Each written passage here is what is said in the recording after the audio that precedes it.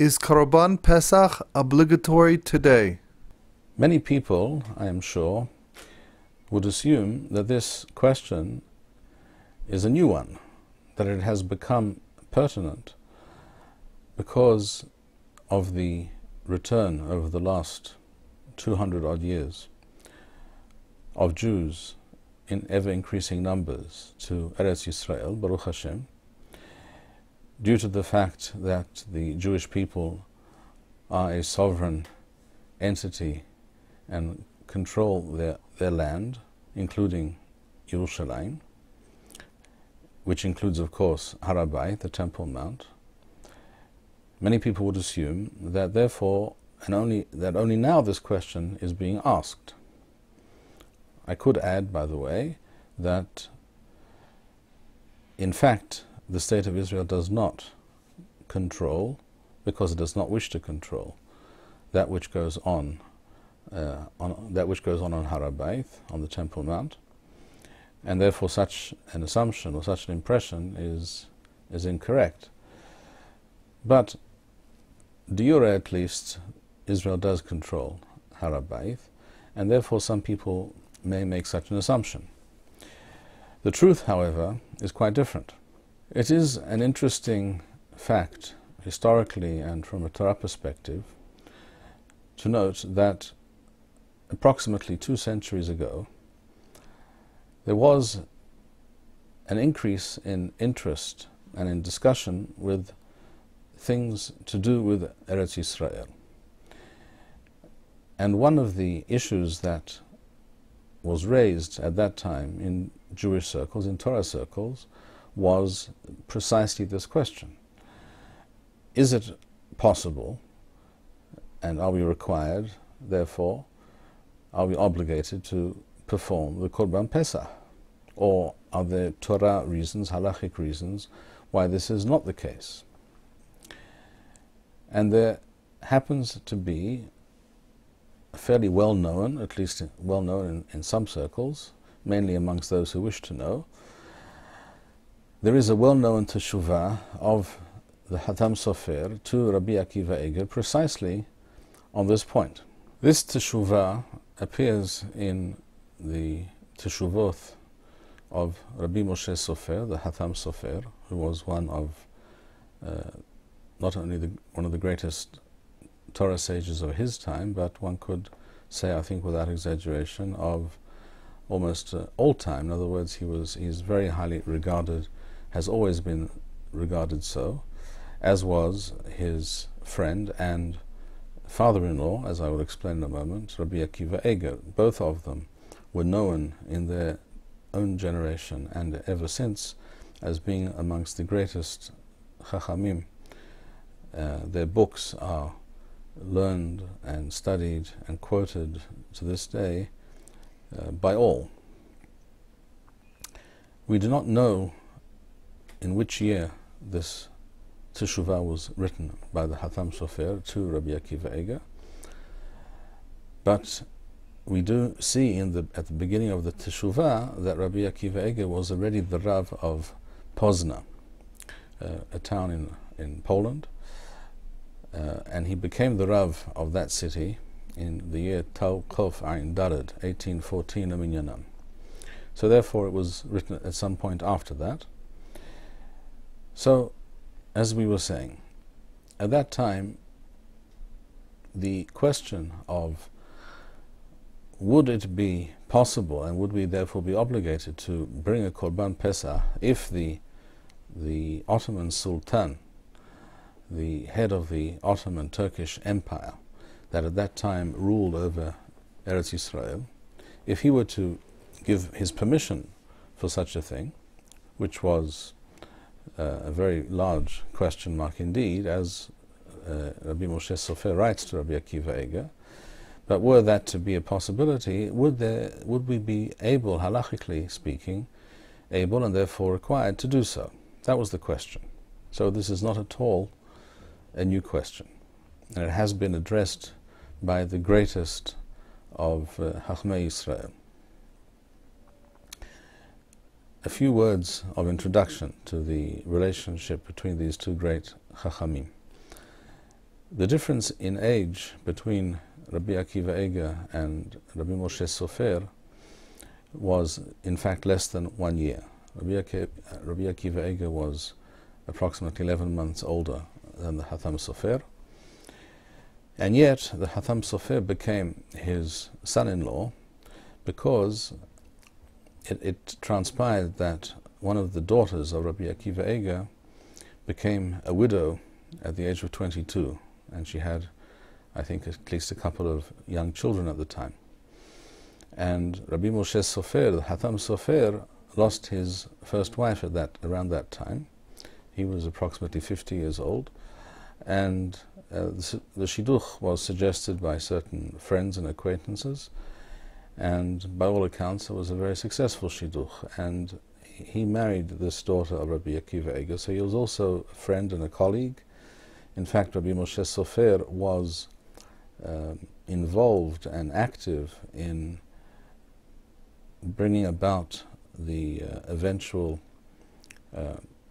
appointment of Rabbi Akiva Eiger to be the Rav of Pozna. This was not something that was very easily achieved. There were those who, mainly people of a very reform kind of background and ideology, were opposed to this appointment. Rabbi Moshe Sofer was instrumental in bringing about this appointment of Rabbi Akiva Eiger. Not that he had not been a Rav before in other cities, he had been, but this was, shall we say, a kind of promotion. That is to say, it was considered an important rabbinical position, and that was the position that Rabbi Akiva Eiger filled, and he was the Rav of Pozna till he passed away many years later. And we can learn, before we even get into the topic of Korban Pesach, we can see from this Teshuva and the question that was asked by Rabbi Akiva Eiger of the Hatham Sofer, we can see that Rabbi Akiva Eiger was a very great anwathan, a very great, very modest. Even though his greatness in Torah is legend, nevertheless, he wanted to hear what another person whom he recognized as a tremendous chacham, he wanted to hear what this person had to say. This person happened to be the Hatham Sofer, with whom he had a very positive relationship, and he wanted to hear what he had to say about this question. I'm not aware that Rabbi Akiva Eiger asked any other chachamim at that time in his generation this same question, and that I think also says something about the great regard in which he held his friend and son-in-law Rabbi Moshe Sofer. It also goes without saying that the very same answers that the Hatham Sofer provided to Rabbi Akiva Eiger when he was asked this question, Rabbi Akiva Eiger himself surely knew those sources and could have provided himself with those same answers, and yet we see that he did not want to decide the issue or form an opinion without discussing it with his colleagues, particularly with the Hatham Sofer. So, having made those introductory remarks, let us turn to the Teshuva in question. So, as we said, this Teshuva appears in Shuth Hatham Sofer, Helek Yorade'a, Siman Resh Lamed Waw, number 236. In the Yorade'a section of Shuth Hatham Sofer. Anyone who wishes to check and see the Teshuva in print for himself is most welcome to do so. I have the text of the Teshuva printed out on a sheet before me, and it is precisely the text that appears in the book Shuth Hatham Sofer. At the beginning of this Teshuva, the Hatham Sofer writes, first of all, that he questions whether the Sultan, the Ottoman Sultan, would agree to such a thing, because he says, from what I understand, he is a fanatic about his faith and does not allow any non-Muslim to approach Har HaBayit, etc., etc. But having discussed that, he moves on to the actual halachic questions involved. Now, Rabbi Akiva Eiger, according to what we see here, wrote to Rabbi Moshe Sofer and asked him the following: what do you say regarding the following issues? One is tumat meth, that is to say, the fact that all Jews today are considered to be tumeim, that is to say, ritually unclean, but tumat meth, tum'ah, which has to do with contact in some fashion with the dead, from which one can become tahor, one can become purified from such tum'ah, but that requires the para aduma, the red heifer, which again is something that is quite doable and possible, but did not exist at that time. So the question was, if we are tamei meth, if we are all defiled in this regard, are we able to bring the korban despite this fact? The next issue he mentions was Yehusei Kahuna, that is to say, the halachic status of Kohanim today. When we refer to someone today as a Kohen, we do so because we assume that if he claims, if his father told him, if his grandfather told him, if people are familiar with this family going back generations and they know that this family have always been considered Kohanim, we assume that they are Kohanim, unless we have very good reason to believe otherwise. And that is called a Kohen Hazakah, Kohen Hazakah. In other words, a person has a Hazakah that he is a Kohen. As opposed to what? As opposed to being a Kohen Miyuhas. A Kohen Miyuhas is a Kohen who can prove his lineage by means of a document which describes in details who his forebears were, and the halakha states that a Kohen, in order to officiate in the Mikdash, has to be able to show four Arba'im Mahoth, who the four mothers were, that is to say, both mothers on his own mother, of course, but also mothers on his parents' side and the grandparents. That is to say, the possibility, what we wish to discount is the possibility that he is a halal. A halal is a Kohen who is born of an improper union. For example, if a Kohen marries a divorced woman, which he is not allowed to do, the son of such a Kohen is called a halal, and he is not to officiate in the Mikdash as a Kohen. He is not considered a Kohen. Now, in the time of the Mikdash, if we go back some 2,000 years, a Kohen, in order to function in the Mikdash, would have to demonstrate that he was a Kohen Miyuhas, and it was common normative practice at that time that any serious family of Kohanim had such documentation to prove, or they could bring witnesses who could testify to this fact, that there was certainly Kohanim and there was no such improper marriage in their lineage, and therefore there's no question that he was a Kohen. The question, however, becomes when such kitvei yihus, when such documentation and testimony is unavailable, as it is at the present time, are we able to rely on the fact that someone is known to be by common account and consent, and the fact has never been questioned? When someone is considered to be a Kohen, are we able to rely on this fact in order to use this Kohen to perform the Korban in question? Another question that was raised by Rabbi Akiva Eger was the question of a Kohen Gadol. If we need a Kohen Gadol, the high priest, then we also need certain specific begadim, certain vestments that are particular to the Kohen Gadol. For example, the hoshin, the breastplate, which has on it a number of stones, gems. And the question becomes, are we able to identify the relevant gems mentioned in the Torah, and therefore can we produce or reproduce a hoshin that would be considered correct and kosher? These are some of the questions that were raised by Rabbi Akiva Eger and sent to Rabbi Moshe Sophia. The first thing that the Hafam Sophia writes, he says, there is the famous Sefer written by one of the Rishonim. The Sefer is called Kaftor Waferah, written by Rabbi Eshtori HaParhi. Some say his name was Rabbi Yitzhak, and some say he was a Kohen. At any rate, he was known as Rabbi David Bar-Hayim. Where he was born is not absolutely certain, but apparently he certainly learned and spent some studied Torah and spent some part of his younger years in Provence, in southern France. And it may be that he was originally from northern France or elsewhere. And when he was approximately 33 years old, he came on Aliyah to Eretz Yisrael.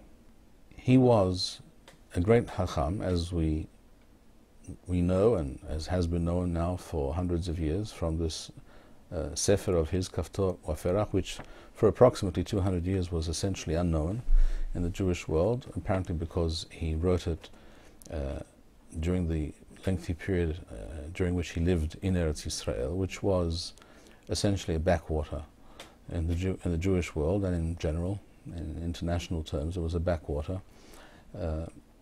a place that was not really in contact with the larger centers of commerce and technology at that time. So his book was only printed for the first time in the 16th century.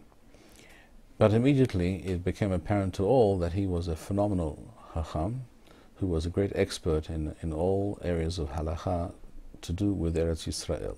He made it his business, Rabbi David Bar-Hayim, to study in depth and write about all the aspects of the Torah, of halacha, that pertain to Eretz Yisrael. This includes the geography of Eretz Yisrael, the borders of Eretz Yisrael, the borders of the tribes within Eretz Yisrael, the halachic status of Yerushalayim, of Har HaBayit, the Temple Mount, questions to do with Korbanot, as we're about to see now, Terumot and Ma'asrot, Shvi'ith, and many, many other issues. So, as we said, the Hatam Sofer begins his Teshuva, his response to Rabbi Akiva Eger, by mentioning that which appears in the Sefer Kaftor Waferach, where the following is related. The author, Rabbi David Bar-Hayim, Rabbi Yitzhak ben Moshe was his name, in fact. Eshtori was apparently some kind of nickname or name implying honor and importance, but his name was Yitzhak ben Moshe. So Rabbi David Bar-Hayim, Yitzhak ben Moshe, writes that he heard regarding Rabbeinu Yehiel Paris, one of the great Balei Tosafot in France, in northern France, in the 13th century, Leminyanam, that it was his intention to come to Eretz Yisrael. We're referring to the year 17, he writes, Shnat Sheva Yisrael Elef Hashishi, of the 6th millennium. This equals the year 1257, according to the Christian calendar. And that his intention was Sheyakriv Korbanot Bazman Hazeh, to offer sacrifices, obviously on Har HaBayit. How exactly he envisaged that this would be possible, we do not know. Perhaps he was hopeful that he could receive permission, perhaps even by way of bribery, from those who ruled Yerushalayim at that time, to bring Korbanot on Har HaBayit, on the Temple Mount. As we all know, by the way, and this should be stressed, there was no Mikdash, there was no temple standing at that time, of course. The Mikdash had been destroyed 1200 odd years before, and therefore we're clearly discussing the possibility of bringing Korbanot, according to what we are told here, without a Mikdash, and we will discuss this further in a moment. Having heard this story, the Baal Kaftor Waferach mentions that when I heard this story originally, I did not think to ask exactly how this would be possible from an halachic perspective, because of Tumath Meth that we mentioned before, etc. Then he goes on to say, then I remembered Nizkarti halacha, I remember that the halacha is clearly that Tumah dehuya b'sibur, that Tumath Meth is to be overridden when a majority or all of Am Yisrael are Tame'ei Meth, in that case, Korban Pesach, and not just Korban Pesach, all Korbanot HaSibur, Zmanam Kavua, all of the public sacrifices that have a fixed time, which refers to the Tamidim and the Musafim, the daily Tamidim, the 2 daily Korbanot, every day of the year, plus the Musafim, the additional Korbanot brought on special days, that is to say, on Shabbat, on Yom Tov, during Hagim, Rosh Chodesh, all such Korbanot, the halacha is that they are Dohe Shabbat, and they are also Dohe Tum'ah. After all, we bring Korbanot on Shabbat and on Yom Tov, and on other days of the year, Shabbat specifically, and Yom Kippur, when it is forbidden to perform shahita, and yet, of course, part of the Korban is shahita, is slaughtering the animal. And this is done because the Korban is Dohe Shabbat. And it is also the fact that Korban is Dohe Tum'ah, Tum'ath Meth, specifically Tum'ath Meth. This is mentioned in the Gemara, in Masechet Temurah, for example, that he quotes here the Kaftor Vaferah, and he quotes the Rambam to this effect, who explicitly speaks about this, and he quotes from the Gemara in Masechet Yomah, Dafwa, where we have a discussion whether Tum'ah Hutra B'Sibur or Dehuya B'Sibur. In other words, there is no question that when all of Am Yisrael are Tame'im, Tame'ei Meth, in that situation we do bring those types of Korban, including Korban Pesach, because the halacha is that we do not prevent the bringing of such Korbanot when there is a question of Tumath Meth or of Shabbat, because the Korbanot come before these other issues. That is the halacha, and there is no mahloket about this. The only mahloket in the Gemara is whether Huthra or Dehuya, which means whether it is completely overridden and we do not have to take it into account at all, or whether it's Dehuya, which means that that which cannot be done b'tahara is not done b'tahara. That which can be done b'tahara. We do b'tahara, and that which cannot be, we do b'tumah. In other words, the difference is only a minor difference with regards to certain circumstances and situations, but in general, the halacha is clear, and this is halacha pesukah that Rambam writes in Ilchot B'Yat HaMikdash in the 4th perek. He writes, Kol korbanot sibur kavu alehem zman lefichach dohim et hashabat ve'et tumath hameth. So those are the words of the Rambam. This is all quoted by the Kaftor Vaferah, and one should add, there is no mahloket about this whatsoever. So we return to the Teshuva of the Hatam Sofer. Regarding the question of Yehusek Kohuna, whether we need Kohanim who can prove their lineage conclusively, this the Kaftor Vaferach does not discuss. So writes the Hatam Sofer. But then he goes on to mention a Teshuva by the Ya'abes, the famous Ya'abes, another great Hacham, the generation before the Hatam Sofer and Rabbi Akiva Eger, in Helik Aleph Siman Peitet, who also mentions the Kaftor Vaferach and discusses some of these issues.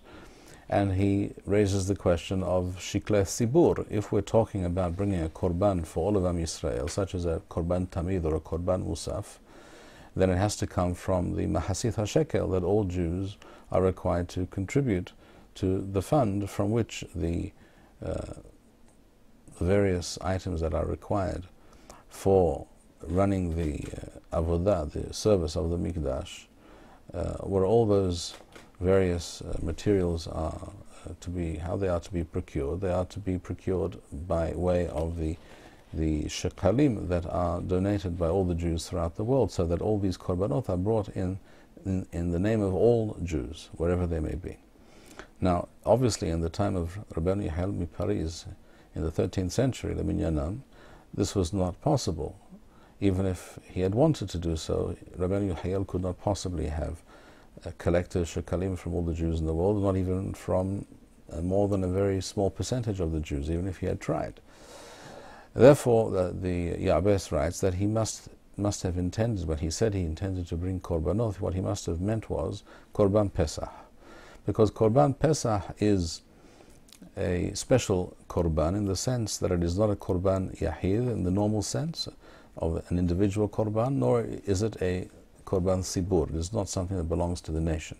It is actually a kind of Korban Mishpachti. It is a family Korban.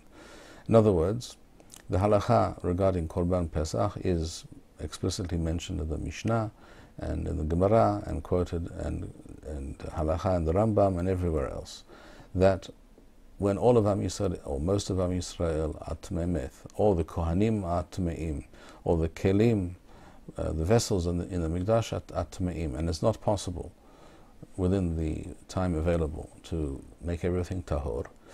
In that case, Korban Pesach is brought betum'ah, and it is also eaten, ne'echal betum'ah. So in that regard, it is like Korbanot HaSibur.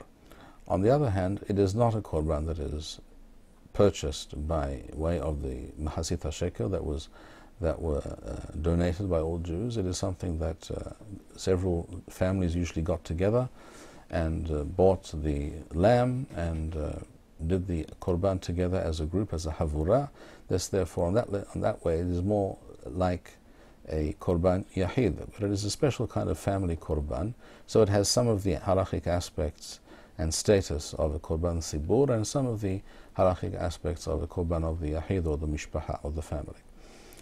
So writes the Ya'abeth. With regards to Yehusei Kohuna, the Ya'abeth and the Hatam Sofer explain that this is not an issue, because the halakha is that but the avad, even if a kohen who is a halal, who as we said is not allowed to officiate in the mikdash, even if such a kohen brings a korban, but the avad, his korban is kosher. It is true, we do not lechatchila allow him to work in the mikdash, but if he did, let's say it was not known that he was a halal, and then it became known that he was, all the korbanot that he brought are considered kosher. So, and Yehusei Kuna is not something minat Torah. The requirement to prove one's Yehus is not minat Torah, and therefore Chazal said that it is not ma'akev. So therefore, and it's, if with the avad we discover that he was a halal, the korban is kasher. Therefore, because he is after all mizera Aaron HaKohen, and therefore, writes the Hatam Sofer, Kohanim Yuhasim are not an absolute requirement. If we were to have such Kohanim, wonderful, all good and well. But if not, then we rely on the Kohanei Hazakah that we have, who perform today various functions such as Birkat Kohanim, and they would be the ones to perform the Korban. With regards to Avnei Hoshen and all things pertaining to the Kohen HaGadol, the Hatam Sofer also continues and writes that none of these things are ma'akev. In other words, if these things are available, wonderful, and if not, they are not. These are not sufficient reasons. There is no halachic basis to claim that you cannot go ahead and perform the Korban Pesach anyhow. And the Hatam Sofer ends his Teshuva to Rabbi Akiva Eiger by saying, Al ken lefi aniyuth da'ati, it is my humble opinion, lo surichim lekohen miyuhas. We do not require a kohen who is miyuhas, who can prove his lineage beyond doubt.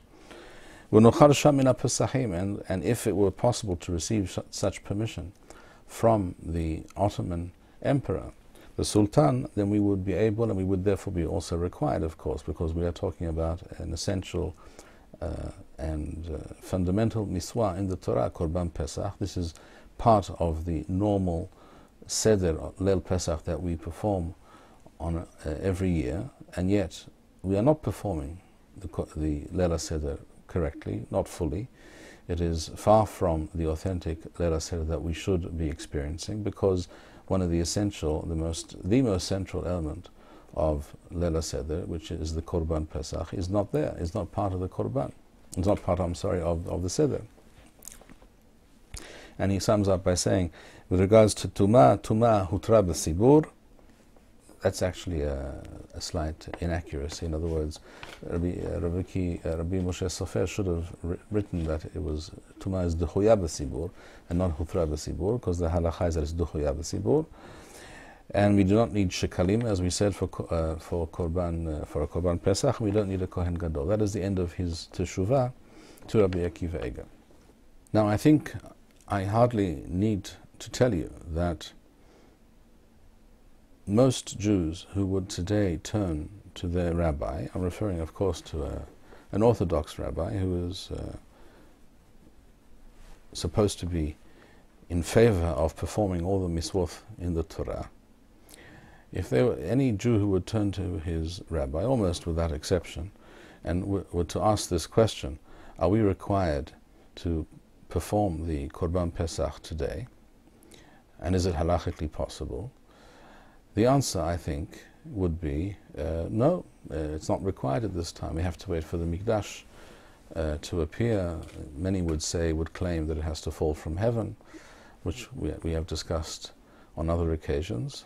I'll just say here that that opinion is not to be taken as a definitive halachic stance, and it is not to be relied upon. It is not what the Rambam writes. It is not what many other Hachamim have written. And here we see in this Teshuva, by the way, that we know that the halacha is shemakrivim afal pisha en ba'ith. This is a Mishnah at the end of Masechet Eduyot, and this is also a halacha pesuka, accepted halachic, an accepted halachic position brought by the Rambam and all others, that if it is possible to build a mizbeach, an altar, on the proper spot on Har HaBayit, even if there is no mikdash standing, which is a situation which has existed before in history, 2,500 years ago roughly, at the beginning of the time of the second mikdash, we read the beginning of Sefer Ezra that they were able to